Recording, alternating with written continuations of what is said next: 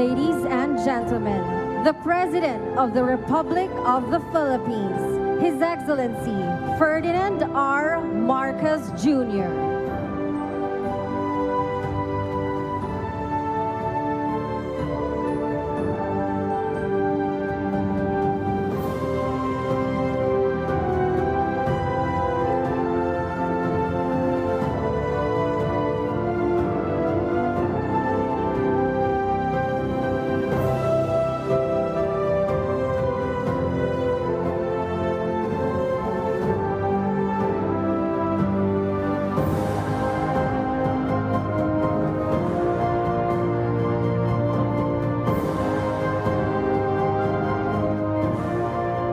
Ladies and gentlemen, the President of the Republic of the Philippines, His Excellency Ferdinand R. Marcos Jr. We may now be seated. Good morning. We are gathered here today for the 73rd anniversary of the Department of Social Welfare and Development. To formally begin our program, may we call on Social Welfare and Development Undersecretary for Innovations, Eduardo Punay, to deliver his welcome remarks.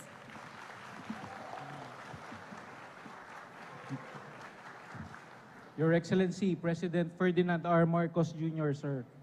PCO Secretary Cheloy Garafil, OCD Administrator, Sir Ariel Nepomuceno, and all our other guests. Good morning and welcome to DSWD, the home of angels in red vest. Mr. President, sa ngalan po ng buong DSWD sa pamumuno ni Secretary Rex Gatchalian, salamat po sa pagsama sa aming pagdiriwang ng aming ika-73rd na anniversary ngayong umaga. Tulad ng palagi niyo pong pagsama sa amin sa mga komunidad sa iba't ibang panig ng ating bansa tuwing kami tumutugon sa mga pangangailangan ng ating mga kababayang kapuspalad, lalong-lalo na po ang mga biktima ng krisis at mga kalamidad. Mahal na Pangulo, ay kinagagalak po naming ibahagi na naging matagumpay po ang ating implementasyon ng ating mga programa nitong nagdaang taong 2023. Salamat po sa inyong palaging gabay at suporta. Ngunit malayo pa po ang ating lalakbayin at madami pa po tayong adhikain na nais makamtan. Mr. President, makakaasa po kayo na pagbubutihin pa po namin ang aming serbisyo para sa ating mga kababayan na kapuspalad. Makakaasa din po kayo na ang buong DSWD sa pamumuno ni Secretary Rex, kasama ang aming Executive Committee, Management Committee at Regional Directors at lahat ng kawani ng departamento ay kasama niyo po, mahal na Pangulo, sa pagtahak sa landas patungo sa isang bagong Pilipinas kung saan wala na pong Pilipinong magugutom at wala nang Pilipinong mahirap. Muli maraming salamat, Mr. President, at isang mapagkalingang umaga po sa ating lahat. Thank you, Yusek Punay. And now, may we call on Social Welfare and Development Secretary Rex Gatchalian to present the DSWD 2023 Performance Report and, of course, to introduce our guest of honor. His Excellency President Ferdinand R. Marcos Jr., Secretary Cheloy Garafil, officials and staff of the Department of Social Welfare and Development, to our social workers and development workers, other distinguished guests and partners, ladies and gentlemen, a pleasant day to all of you.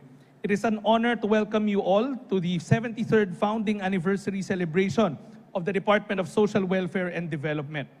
The DSWD has gone a long way in responding to the challenges of providing social protection to the poor, marginalized, and vulnerable sectors of society.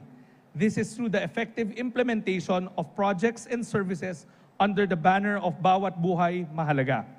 In the recent Pulse Asia's Ulat Bayan survey, an upward trend in the performance rating of DSWD from June to December 2023 were recorded, wherein the DSWD garnered an increased job approval rating of 82% compared to 78% last September 2023.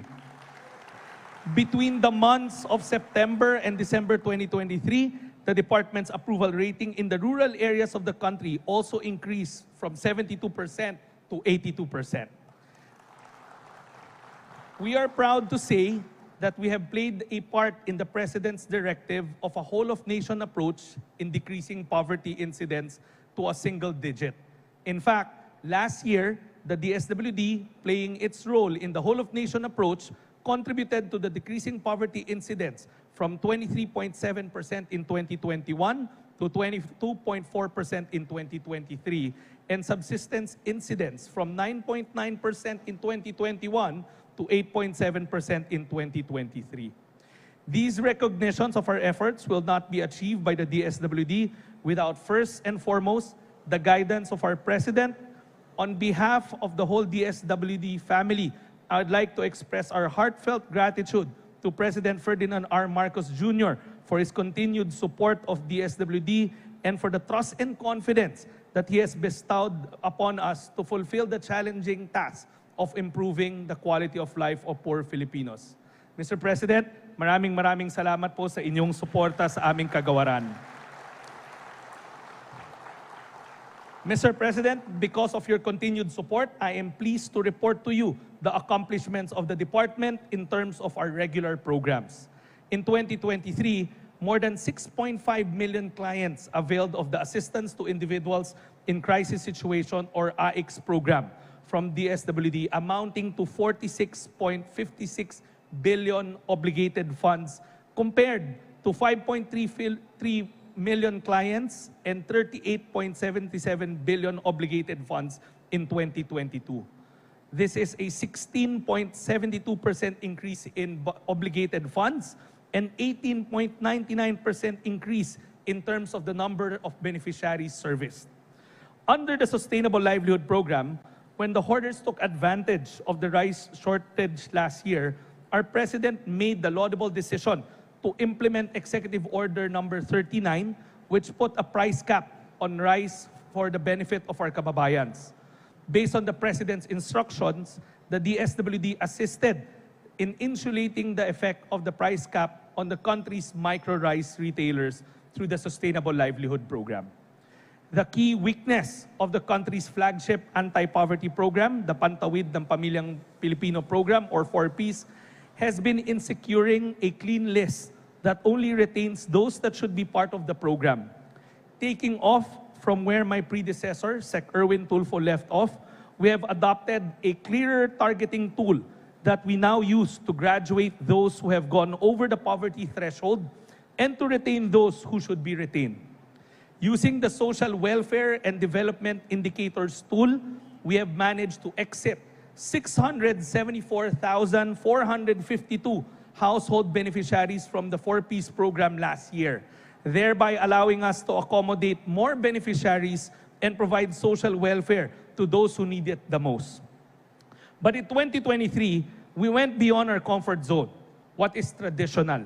We no longer just stayed with what people know of us, but based on your instruction, Mr. President, we cast the social protection net as wide as possible to reach those who really need it the most, the poorest of the poor.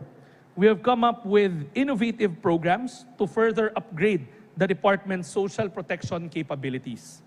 We launched the Oplan Pag-abot.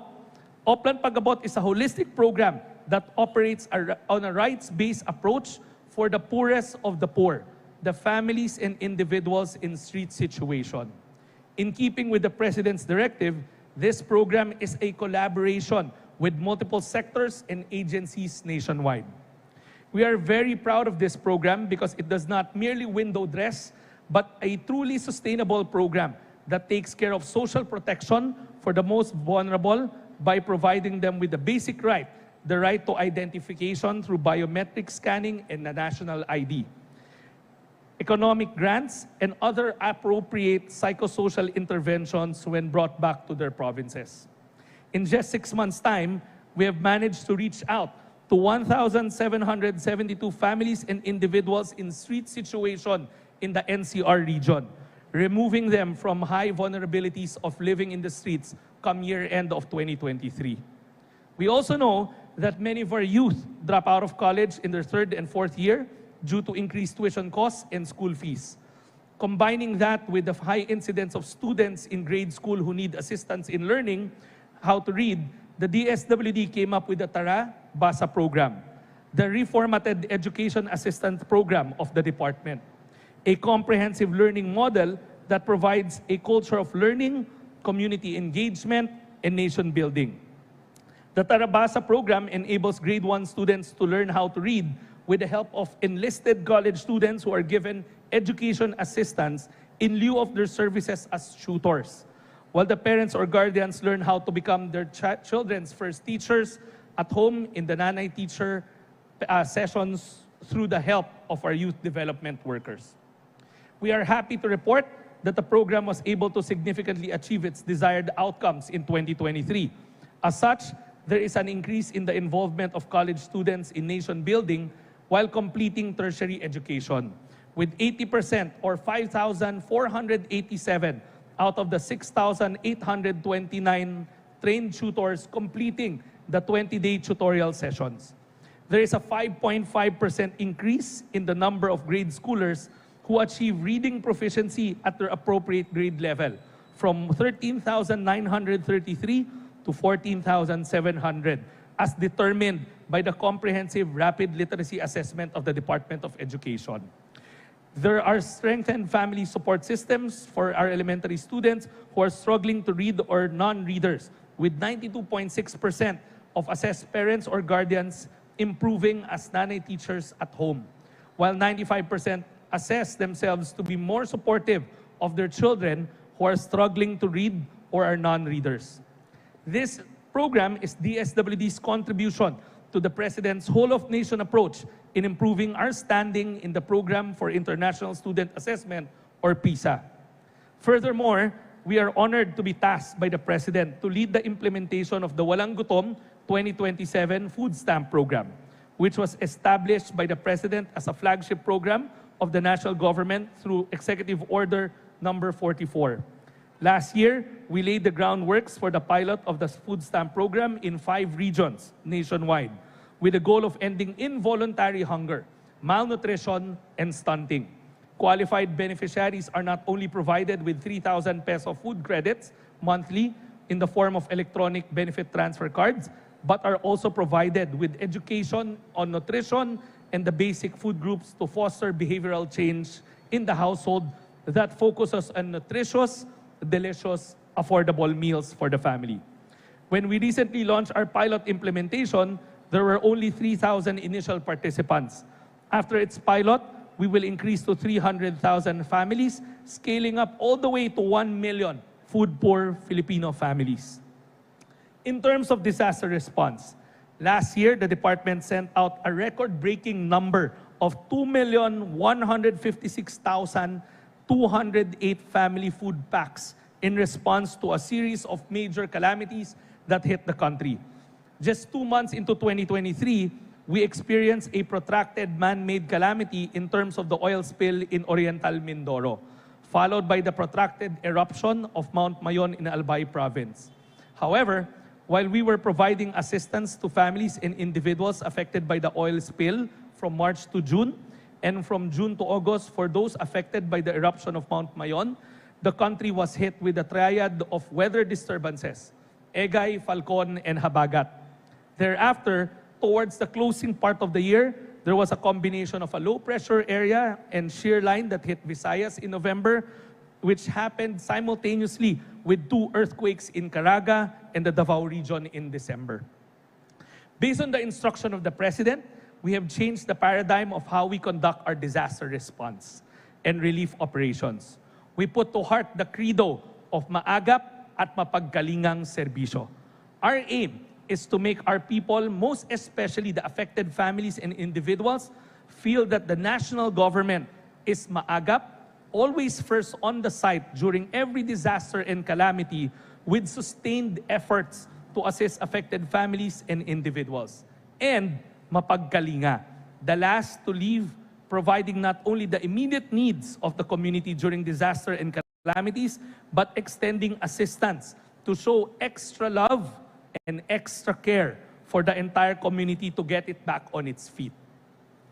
With the launching of the Disaster Response Command Center earlier this morning, we now have a centralized hub made to ensure efficient disaster response and relief operations. Currently, as it is, we coordinate in chat groups and through calls our disaster response and relief operations. Hence, There was an urgent need for a centralized hub dedicated to disaster response as we take a significant step forward, fortifying our nation's resilience and capacity to respond swiftly and efficiently to the most pressing needs of our communities in times of crisis. With this new hub, by next month, the situation reports of our field offices will be automated where they can put data in real time, enabling us to have a bird's eye view if we have enough relief goods, matching our inventory stockpiles with the number of affected individuals provided by our boots on the ground. The Disaster Response Command Center will also be interoperable with the country's other command centers who are involved in the other aspects of disaster management, such as the Office of Civil Defense, Metro Manila Development Authority, Philippine Disaster Resilience Foundation, Philippine Red Cross, PhilVox, and Pag-asa. The DSWD will provide disaster response to all those affected, but we will not forget our mandate to protect our main clientele, the poor, the marginalized, and the vulnerable.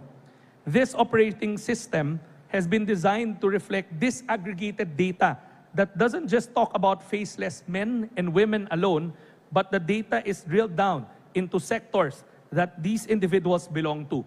Sectors that the DSWD is mandated to protect: children, pregnant and nursing women, seniors, and people with disabilities, so that we can customize and tailor-fit our response to those that have special needs. In behalf of the whole DSWD family, let me take this opportunity to express my gratitude to all our partners from various local government units, national government agencies, non-governmental organizations, civil society organizations, foreign institutions, and the private sector partners who have contributed to the realization of the disaster response program of the department and who have helped us in ensuring the seamless delivery of social protection programs and services to all Filipinos in need. To the whole DSWD family, I thank you all for your hard work and dedication. The department's accomplishments cannot be achieved without the diligence and commitment of our social workers and development workers, officials and personnel, in keeping with the tradition of providing genuine and compassionate public service for the past 73 years. Mr. President, as we go on our 74th anniversary, you can rest assured that the department will continue to strive to not only be the lead provider of social protection, but to make sure that our department is the incubator of innovations in social protection. Dahil sa isang bagong Pilipinas, hindi lamang tayo magbibigay ng pangkaraniwang programa ng proteksyon panlipunan, kung hindi makakapagbigay pa tayo ng mga makabagong solusyon upang paglingkuran pa ang lubos na nangangailangan at ang buong sambayanang Pilipino.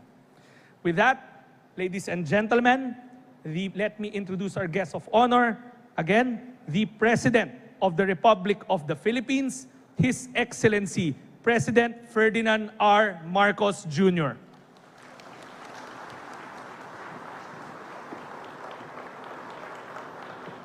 Thank you to our DSWD Secretary, Rex Gatchalian, for your kind introduction. Please sit down.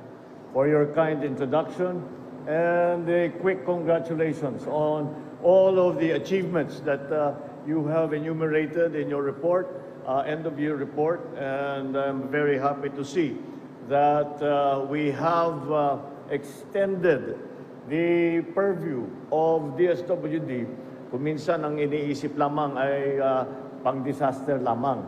Ngunit napasok na ang DSWD sa mga feeding program, pati na sa education na meron kayong joint program kasama ng DepEd. Kaya I need to congratulate, of course, Secretary Rex, but lahat ng ating mga nagtatrabaho sa DSWD, lahat ng mga partner, lahat ng mga LGU na sumama. Ito ay napakagandang halimbawa na ipakita kung paano ang magiging yung tinatawag na synergy kapag yung iba't ibang ahensya ay nagkakasundo at alam nila ang gagawin nila upang tumulong sa taong bayan. I'd also like to greet the most traveled Undersecretary of DSWD. Kahit saan ako pumunta, nandun siya. Lagi ako nauunahan. At lagi siyang naiiwan. Pag alis ko, nandun pa rin, siya pa rin ang nandun naiiwan. That's why we know that the DSWD is working from the grassroots. Ang ating butihing Undersecretary Ed Punay. Ang ating mga kasamahan sa pamahalaan, other distinguished guests that are here with us today, magandang tanghali po sa inyo lahat. I am very, very happy to be here once again in the DSWD, where heroes walk and work. Heroes and angels walk and work. For that is how I view, with great admiration, the working men and women of your agency. To call this place just a central office is an underestimation of the critical work that you do and undervalues the great service that you have done for our people. More than that, here is the place, the headquarters of our war against poverty. It is the command center of the DSWD's disaster response, the mission control of our community development drive, and it may be the compassion central that dispenses help to the needy. But what DSWD offers goes beyond just easing the pain of victims of misfortune. It ends at the roots of the vulnerability of those most in need of our society. Kagaya ng aking nabanggit, ang pagka yung taong bayan ay sinasabi, andito ang DSWD, ang kanilang akala ay yan lamang, ang ginagawa lamang ay yung disaster response. Dahil siyempre, pagka kayong nauuna, kayong nakikita doon sa disaster response. Kaya napakahalaga itong report na ibinigay sa atin ni Secretary Rex na ipalaman natin sa tao na may mga iba't ibang programa na sinasakop nga ang edukasyon, sinasakop nga ang feeding program at lahat ng mga iba't ibang mga programa na ginagawa ng DSWD. Because more than palliatives, the country's poor and deprived deserve permanent relief from conditions that chain them to misery. It is not enough that we come in when their time of need, when they have suffered a disaster, and once they have returned to relatively normal life, that we leave them.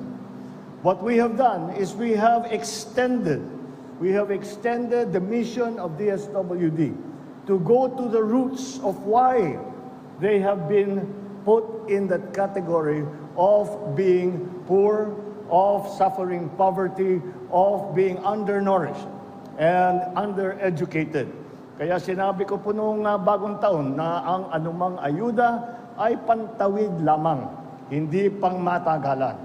Yang iaahon ka sa hirap, hindi ka ibiburo sa kadukhaang walang katapusan, ay hindi naman maaring basta't pabayaan ang taong bayan na sila ay parang pinaparusahan. DSWD programs have never been regarded as a handout, but we call it a hand up, designed to help people pull themselves up from the rut that they have been thrown into through no fault of their own. DSWD pairs temporary relief with permanent rehabilitation. The safety nets that DSWD deploys to catch those who have fallen into the cracks of society come with opportunity ladders to help them climb out from the state that they find themselves in. It does not merely serve the disadvantaged, the PWDs, so they can remain in the margins a tad more comfortable, but to bring them out into the mainstream of society as productive members, fully exercising their right to realize their full potential. Kahit po sa 4Ps, may kondisyon pa at alituntunin na dapat sundan. Bakit? It is not meant to supplant the family income, but to supplement it. Kaya naman, napakalawak ang saklaw ng inyong gawain ngayon. At nakakamangha ang walang pagod ninyong paggampan sa marami at mabigat ninyong mga tungkulin. Tulad na lang ng mga nagdaang pandemya, I cannot begin to imagine what greater pain COVID would have been able to wrought if DSWD had not gone into quarantine, locked down its operation, and shuttered its offices. But that was not what the DSWD's response was. You rose to the occasion. You rose to the challenge, as your predecessors have done over the past 125 years, when they disregarded personal safety to come to the aid of victims of war, of disaster, of pestilence, and of hunger. And as a result, never have so many been helped by so few.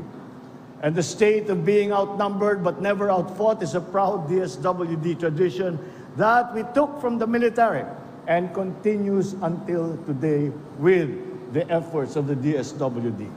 Halimbawa, one DSWD worker serves about 1,000 clients. This is one agency that has too much on its plate with too few plantilla positions. Although you already, the Secretary informs me, on a nationwide basis, there are approximately already 37,000 DSWD employees. And it is absolutely necessary that we have that many. Parang sasabihin, baka masyado ng marami. Kulang pa nga yan. At dahil kapag tinamaan ng disaster ang isang lugar, yung regional office ninyo, yung local office ninyo, nagiging central office yan.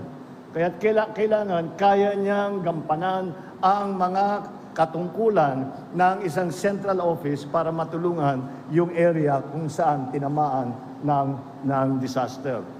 But because as they say, no good deed goes unpunished by Congress, I must stress, because credit must be given where it is due.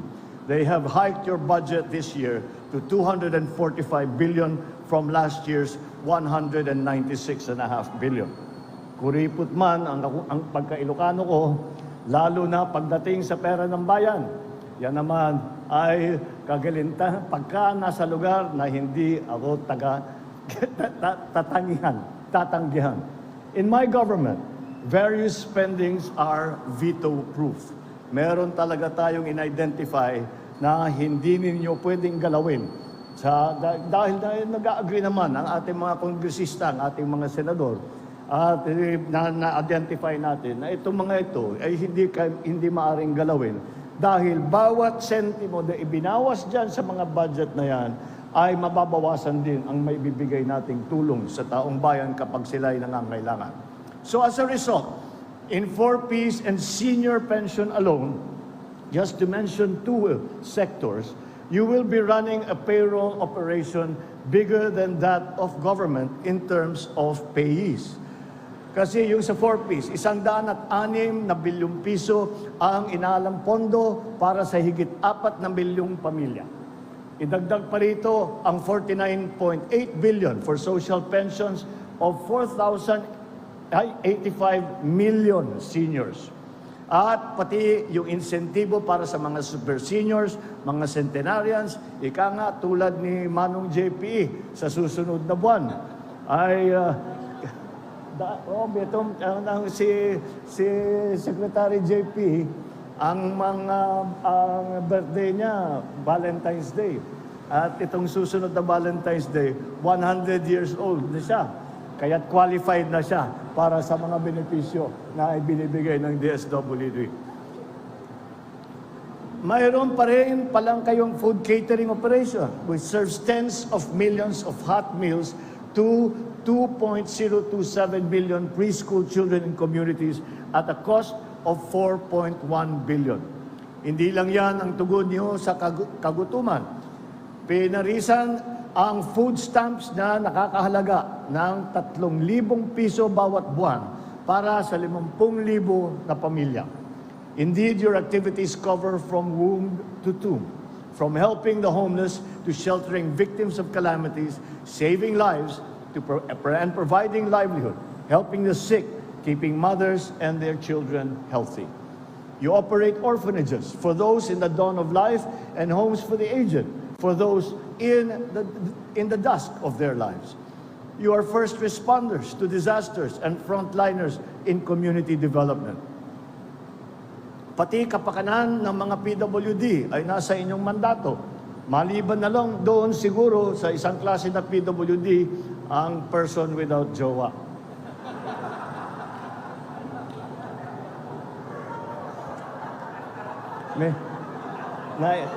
Nagkaroon.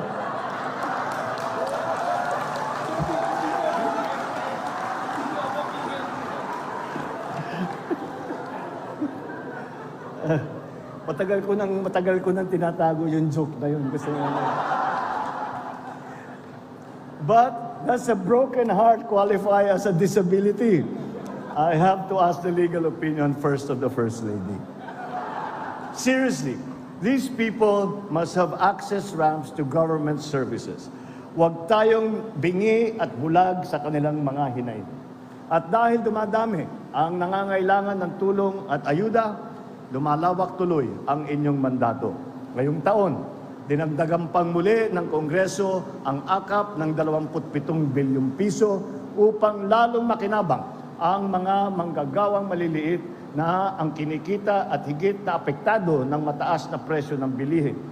Sumatotal, malaking bahagi ng populasyon ng mga nangangailangan sa ating bansa ay nadadaupan ng tulong ng DSWD. Help which helps them tide over, to help them get back on their feet and not consigning them to a life of dependency. Because aid that emancipates a human being is the kind of dignified giving that government should practice and that this government is practicing. Remember, welfare must come with the ways that truly empower recipients so that they will be armed with the skills and the tools that will make self-liberation possible. Hindi natin sinasanay ang taong bayan. Wala namang tamad na Pilipino. Handa naman talaga ang Pilipinong na magtrabaho. Kaya't bigyan natin sila ng pagkakataon. Hindi lamang kapag sila ay nasa krisis, kung hindi sa kanilang pang-araw-araw na buhay. So, sa ika-73 anibersaryo ng inyong pagkakatatag, inaasahan kong di lamang ninyo ipapagpatuloy, kundi pag-iibayuhin pa ang tatak DSWD sa paglilingkod. You are the country's social welfare forces, always on red alert. In a country where distress calls from disaster victims and disadvantaged sectors never end. As you put our people out of harm's way and onto the road to recovery and a better life, always serve your clientele with care and compassion as you have been doing. Hindi lang mabilis na serbisyo, kundi taus-pusong paglilingkod at may kasamang pag-unawa at na nagpapalakas ng loob at nagbibigay ng pag-asa sa mga walang-wala. Treat them with kindness, with understanding and compassion. Because that care is a hallmark of public service as well. Empathy goes a long way. Empathy that you have demonstrated very clearly in this past year. Iyan ang diwa ng pagtulong at pagkalinga sa itinatag nating bagong Pilipinas. Mabuhay ang bayanihan ninyo sa DSWD. Mabuhay ang kabayanihan ng DSWD. Happy anniversary, Happy New Year. Maraming salamat sa inyong serbisyo. Maraming salamat sa inyong lahat. Magandang tanghali sa inyong lahat. Mr. President, at this point, may we request the President to kindly grant us a photo opportunity. First, may we call on stage the DSWD Undersecretaries. Select national government officials, please stand by and prepare.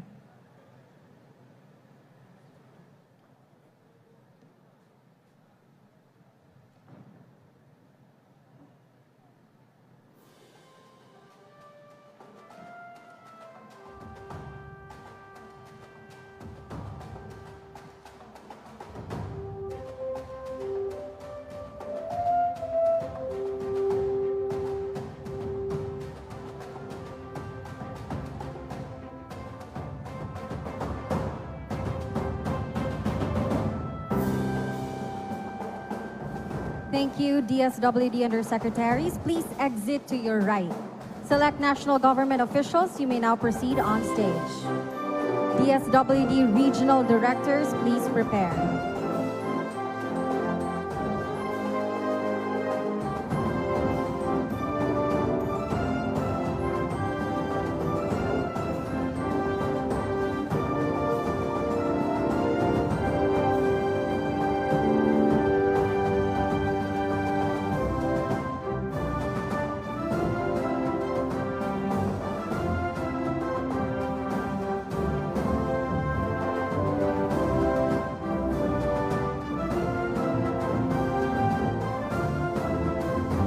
Thank you. Please exit to your right. DSWD Regional Directors, you may now proceed on stage. DSWD Anniversary Committee, please stand by and prepare.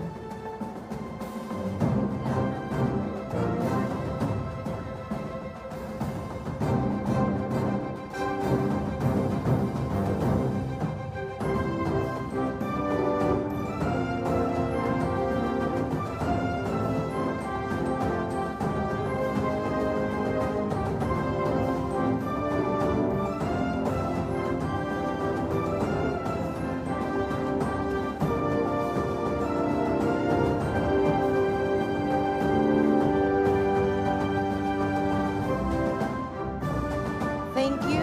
Please exit to your right. DSWD Anniversary Committee, please proceed on stage.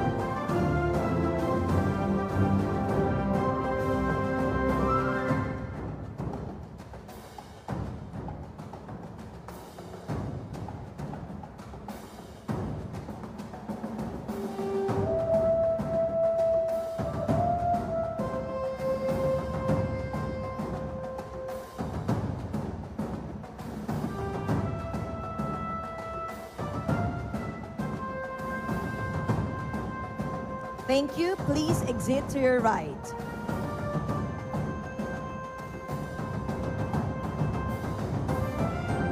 At this juncture, may we request the President to kindly proceed downstage and grant us a group photo with all of our attendees.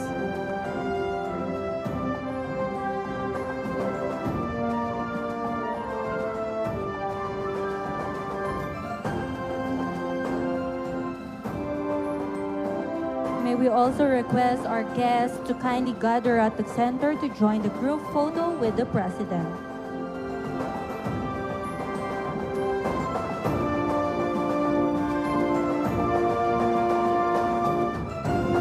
Ready? Please smile at the camera.